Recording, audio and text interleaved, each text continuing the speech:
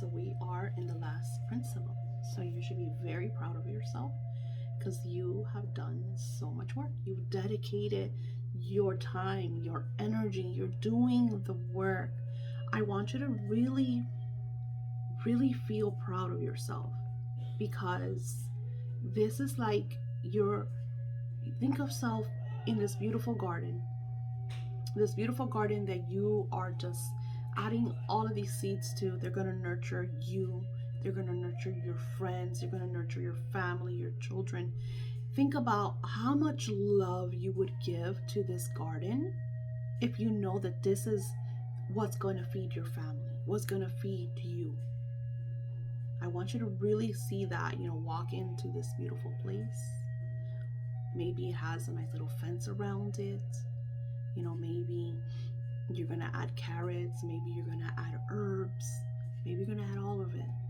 Maybe you're planting fruit trees all around it to give it that nice shade and sun. See where your garden is going to flourish and grow. I want you to envision this garden because this is your wealth. This is the process to attaining the riches that you have always desired. And I know it's hard because I'm doing this with you. I'm doing this with you. Think about today is April 3rd of 2023. No matter when you're watching this, could be in 2023, could be in 2027. The ones that started here today with me in 2023, the now five of us that has started here, or six because I'm six. The six of us that have started here in 2023. We're more or less, we're more or less there. Think about 2027. You're doing all this work. You're sowing all these seeds. You're nurturing them. You're really doing the work. You're doing the plan. You're allowing the intuitive guidance to string you on this road. Today, I had a client message me, and she's one of my scripting clients. She purchased 2 scripts. So what the scripting is, when I intend for my clients, is I have 2 and 3, and I don't do less because it's too much work. It is way too much work because I'm creating the scripts for them. I'm creating videos just like this for them. I'm connecting with spirit just to see what they need, if they have any blocks. This client has been really tough because she's in a very low place, but she wants massive. And there's nothing wrong with that. I will never tell you, you can't do this, you can't do that. I will never judge you. Don't ever think that I judge anyone. I do not judge you. And I'm very honest. I am. I don't sugarcoat. But I notice that she tells me that she's scripting every single day. But every day she messages me about what she doesn't have, about the lack of how she hasn't manifested, of how it hasn't worked. So nobody understands that. Nobody understands. And that's why I created that video. And I'll probably link it here just to give you that extra energy, because that video was extremely powerful. Because from that video, shadow workbook came through. From that video, I did my own shadow work. I did my own, and I saw stuff that I'm like, wow, I didn't even really realize that. Because this is what happens when you're doing these classes. You don't see that you are sowing those seeds, that they need nourishment, that they need to grow, that you need to come back and make sure that they have the right sunlight, that, and I'm using that metaphor because I don't know if you've ever had a garden, because I know I have. And while it's such a beautiful hobby, because the connection with nature is gorgeous, and we still have to talk about our nature walk. I'm hoping that everybody already did their nature walk, that you did all the work, because we got to engage about this nature walk, people. We got to engage before we finish our course. So that's a lot of work. But through that work comes the little things. When I had my garden, so I used to have my garden in my dad's house, and this was like, that was the light in the shadows. It was me going out to that garden, it's me doing my nature walks, me connecting with nature and getting away from the darkness, the shadows, the low vibration. So I put everything in that garden. So something that would happen was I would have a rue plant. Now I don't know if you know too much about herbs, but rue is a very mystical plant. Rue is great for cleansing your home. It is said that if you take like a branch of rue, tie it up, put it in your doorway, no lower vibrations are allowed to come in your house because it protects. It has this very musky type smell that you either love or you dislike. It's either or. Here's the thing. Rue could only be touched by its owner. So if I planted the rue or if I purchased the rue, it is my rue. No one could touch the rue unless you ask for permission. Like my rue knew that my granddaughters were going to go in the garden because I had butterflies, I had ladybugs. It was just a very beautiful, I had fairies everywhere, which is a very beautiful time in the space of the garden. If anybody else touched the rue, that plant would just like suck itself up and die overnight. It was incredible. So I'll never forget, because I used to go to my garden almost every single day, if not every single day, because I used to get up, get ready, get my journals, grab my kids, go to Starbucks. That was like a 2-mile walk that we did every single day. I would go into my garden, make sure everything was watered, make sure it was beautiful. I remember I showed up and my rue was dead. It looked like, you know when they put that Roundup, I think it was called, or it is called, that they would put it on weeds so it could dry them out and they would die. It's almost like if they did that. It was crazy.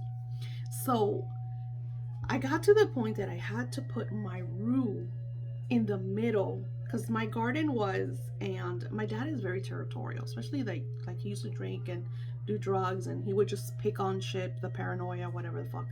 So I chose a little garden, and it was little. It was like a 10 by 10. It was like a small, not even.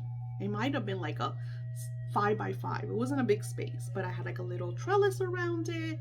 I had roses around it, and then I had my herbs everywhere. But my dad's home is like in a park. It's an association, so people walk around. And there's this little busybody old lady that would go around and just pick branches and stuff of what she wanted. So I didn't like people touching my herbs. I was very pesky about that, especially that if you touch my rue, you kill it. So I put up a sign that said something about my fairies. This garden belongs to the fairies because I had dedicated it to the fairies. They do not like strangers to pick off of their stuff. And I put it in Spanish and I put it in English. And then I took the rue, I bought it, I had to get a new rue. Actually, my aunt brought me a rue because I had told her the story. It was so sad, I even cried about it. So she brings me this even bigger one, this beautiful rue. And I was like, nobody's gonna touch this. So I planted her in the middle around all the roses. Now, mind you, what do roses have? Thorns. Roses have thorns. So in order to get to my rue, you had to go through the roses. Now, I had a way in because it was my garden. So I said, I'm going to catch the culprit. Is going to try. And I don't get what her drama was with my rue, because like I said, it's not, I don't know. So Spirit tells me she's outside. So I run outside and I catch her, and she's like, she freaks out, right? And it was really, really early because she knew that we weren't really out there at that time. And I said, can I help you? And she's like, oh, I'm always admiring your herbs and I told it how it was. I said, listen, let me explain something. I said, I'm a witch. And these herbs belong to the fairies. And the fairies are not happy that you're taking from their land, from their creations. If you want something, I will more than happy cut you some clippings and let you have them. But please do not go into the fairies' garden and take from them, because they don't like that. Well, I don't know what the fairies did to her. Because apparently she told a story to my mom that wasn't pretty, and that, oh my God, that she can't believe that my mom's so Christian and her daughter's such a witch. I guess she thought I cursed her, which I didn't. But anywho, the point is that when you are working on your projects, and I know that story is probably going to sound scary, like, oh my God, but you don't allow other people to go into your garden. And this is really important. And I'm sharing this, and it's does not have to do with Principle 7, but it does. Because when you're doing this work, you do not share it with anyone. I don't care if it's your husband, your wife, your best friend, your partner, your children. If they do not send you love, if they do not believe in what you're doing, you do not tell them. Now, if you're one of the lucky ones that your spouse is so loving and manifests with you and does that, kudos. Share, manifest together. But if they do not, it is very important for you to do all of this work by yourself until you get to a place that you could sit their asses down and be like, guess what? I'm starting to make money. I'm starting to see results.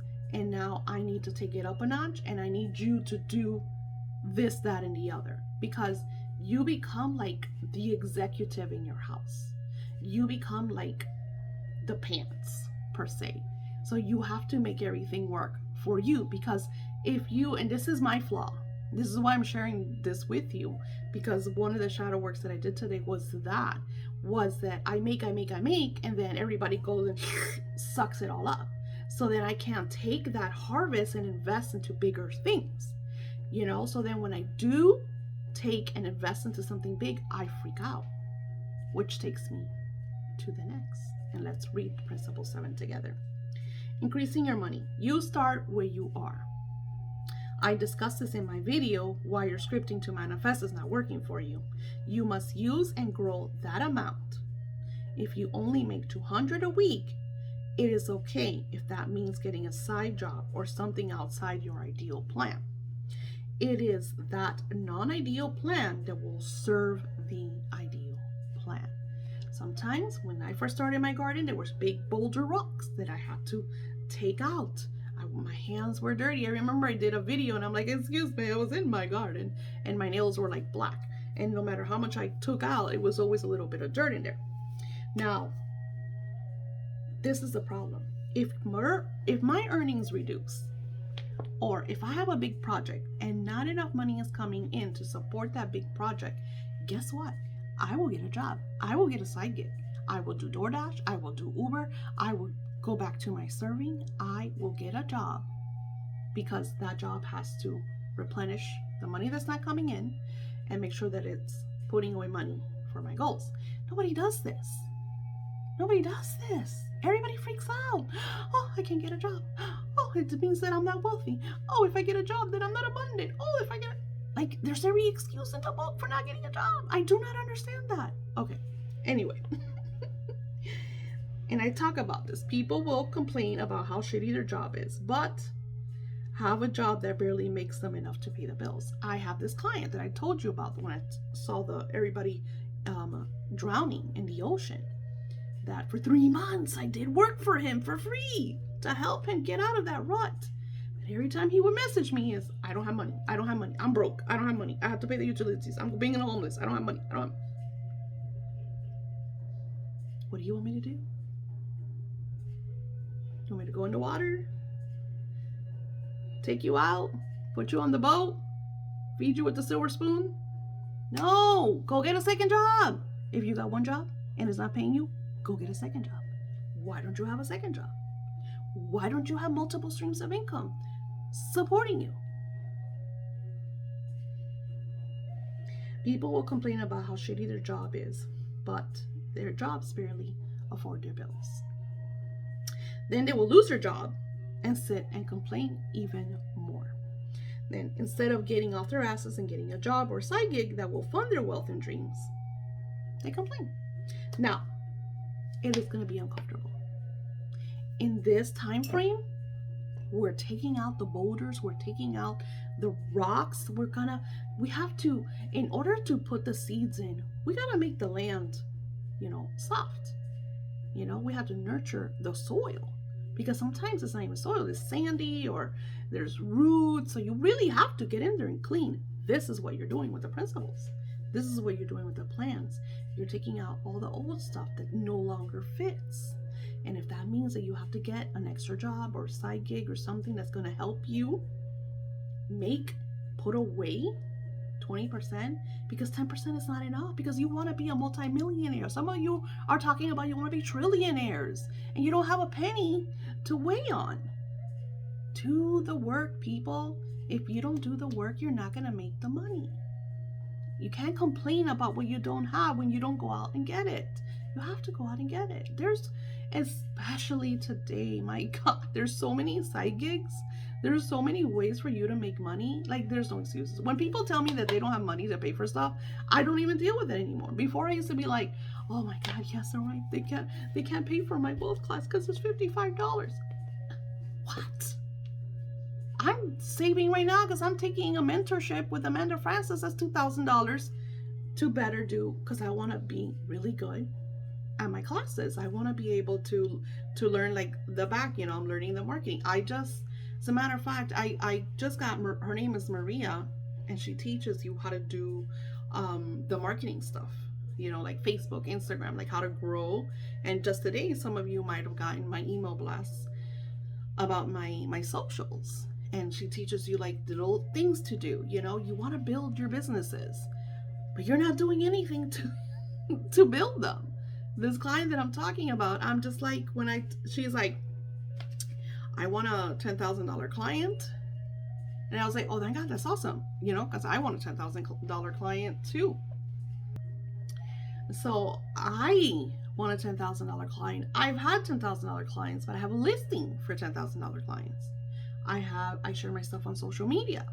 So there's doorways that are open to be synchronized with the individuals. I have 5 of you here. You were synchronized. A lot of you have been my clients for a long time. So you're doing this to support me, of course, to help yourself, but mostly because you love my work and you want to support me. And I'm grateful for that. But I created that. I created that relationship. So you can ask for $1 million if you don't have $1 million plan. Nobody understands that. How are you going to make $1 million? How are $1 million going to come to you? Are you going to buy the lottery? That could work. Definitely can. You could go every Powerball or whatever and pay, put $5 towards your lottery. Visualize winning the lottery. Work that into your wealth plan. And I know people that win big on the lottery. Because that's what they want. That's what they aim for. And they get like large sums of money from scratch offs and stuff like that all the time. I'm just like, wow, you guys are amazing at that stuff, because that's their dream. That's what they do. And they work, and then they go and they play the lottery, and they don't always win, but then they'll get like $25,000, and it's awesome. I see people do this stuff all the time. I have a client who's he's not my client anymore. He was my client, and he's a poker player. That was his job. He played poker for a living. I had another one that was doing stocks. I had another one that did different gamblings, 21, blackjack. That was their way that they, made money.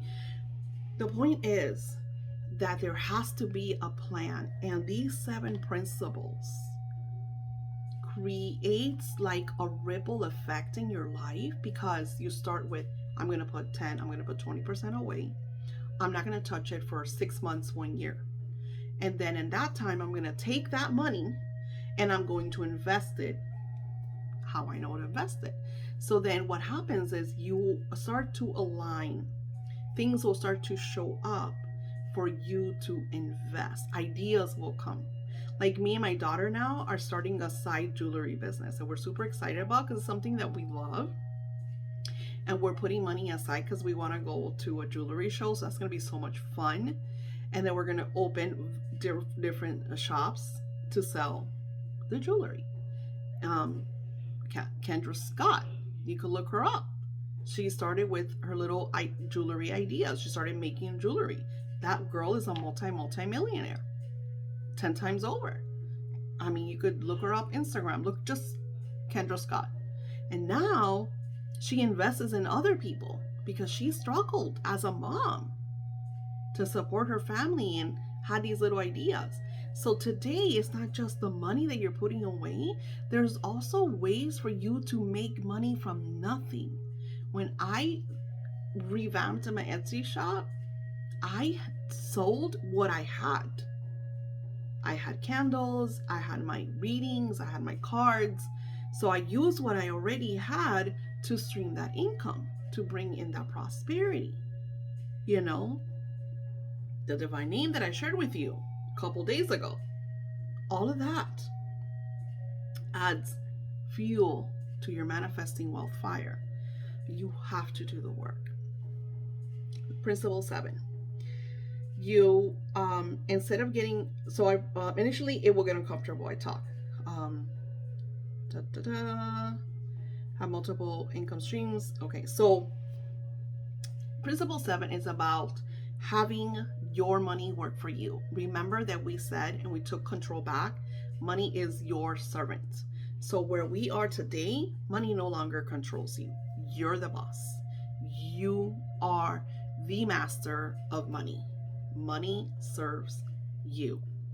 And if you are still uncomfortable with that, go back to taking back control of money. And like I expressed, I haven't gotten there because I'm doing a lot of stuff, but I'm going to do just like a mini course just on taking your control back. So number 7, I'm going to talk about, and of course I use my personal experiences and ideas for you to take and put it in your own life. So, increasing your earnings by creating large wealth by setting your goals and desires. I started at 500 extra a month, which turned into 1,000. Today I reached the 6-figure years when that sounded far-fetched, and it's so true. I remember 6 figures was something that do you know how many a telemarketing that they would tell you, if you did this, this is 6-figure, and they would tell you had to pay a few $100s to get their CDs. Of course, this was in the 90s and early 2000s, and I was like, 6 figures, that's a lot of money. Oh my God. So when I first made my first 6 figures, I wasn't even aware that I made them. I felt it. I had the money to do this and that, the other, to pay all the bills, to start investing every month. Oh my God, I could buy $2,000 in gold. Oh my God, I could buy $500 in silver. Oh my God, and it felt great. So when the silver's coming in, the gold's coming in, I'm just like, well, this is amazing. So do not place all your eggs in one basket, and this is very important. And I've said this over and over. What happened to me with Etsy back in 2015 was that Etsy was my number one. Etsy's what made me the big bucks way back then. Etsy bought my car because I got my first $10,000 client. Of course, it wasn't just Etsy because I did the work. I put the listings, and then Etsy just did like the marketing, It was like the vessel in between my positivity and the person that needed my work, right? Other people like Sage Goddess were smart and they opened up the webpage. I just barely started my webpage. But what I did after that fact was I had Etsy, I have Square, I have PayPal, I have YouTube, I have Instagram. TikTok sends me people all the time. And one of my favorite places is Pinterest. I love Pinterest.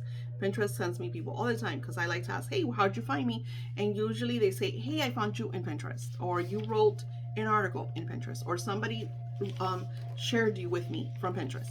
So I think it's really, really cool. And clients, you know how many times people get readings from me and they'll love it and they'll be like, oh my God, you got to go to my Reader Daisy, So I get a lot of people that will come to me because somebody referred them to me. So the whole point is whatever you are creating, spread it out. And like I said, I am now going into the real estate market. I'm now going into, my son's doing Bitcoin. So I give him money and he invests it in Bitcoins because he knows what he's doing and I have no idea what I'm doing. So the whole point of Principle 7 is you invest in what you know. You make sure that you are doing sound investments. If it sounds too good to be true, do not invest. Research, study, read the fine print, read the fine print, read the fine print. Nobody ever reads the fine print. It is so important that you do all of this work. So, another thing that happens is when you are in this vibration, opportunities will present themselves to you. Something miraculous that I saw was Louise Hay. Louise Hay was never wealthy. Louise Hay built her business in her 60s. Do you grasp that? 60s. That's when she started Hay House. And I remember when she started to heal yourself, heal your body, or heal your mind. It was really, really pretty. And she talks about affirmations and working with mirrors in order to change your concept of yourself and your reality. So she created like a little pamphlet, like her first little book. And this was in the New Age, like a New Age church, to say. And she's like, is it okay if I sell my little pamphlet here? And they're like, oh, if you leave that there, they're gonna steal it. So she put a little note. She got like a little like a paper, and then did it like that, and put each pamphlet is 5 cents per se, right? And she says that in all the time that she did that, only one pamphlet was stolen, that, or somebody stole the money, the 5 cents or whatever. She says everybody always took and left the 5 or 25 cents, whatever it was. She says, and then she had made a lot of them. She says to her, people are like, oh my God, you're crazy. You're never gonna sell all of those. Why did you print so many? But her reality was, I'm gonna sell these and have to make more.